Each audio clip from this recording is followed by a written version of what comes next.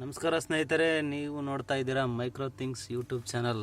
ನಾವಿವತ್ತು ನಮ್ಮ ನಾಗಭೂಷಣ್ ಅವ್ರ ಜೊತೆ ಇದ್ದೀವಿ. ಅವರೀಗ ತಮಗೆ ಈ ಆಟೋ ಸ್ಟಾರ್ಟರ್ ಬಗ್ಗೆ ಹೇಳ್ತಾರೆ. ನಾಗಭೂಷಣ್ ಅವರೇ, ಇದು ಆಟೋ ಸ್ಟಾರ್ಟರ್ ಯಾವ ಥರ ಸೆಟ್ ಮಾಡೋದು ಅಂತ ನಮ್ಮ ರೈತರಿಗೆ ಹೇಳಿ. ಹಂಗೆ ಈ ಆಟೋ ಸ್ಟಾರ್ಟರ್ನಲ್ಲಿ ಟೋಟಲ್ 5 ವೈರ್ ಇರ್ತವೆ. ಒಂದು ಬ್ಯಾಚು 3 ವೈರ್ ಇರೋಂಥ ಒಂದು ಬ್ಯಾಚು, ಆಮೇಲೆ ಇನ್ನೊಂದು ಬ್ಯಾಚು 2 ವೈರ್ ಇರ್ತವೆ. 3 ವೈರ್ನಲ್ಲಿ ಫಸ್ಟ್ನೇದನ್ನ ಇದರಲ್ಲಿ ಫಸ್ಟಿಗೆ ರೆಡ್ ಕಲರ್ ವೈರ್ನ ಕೊಡಿ.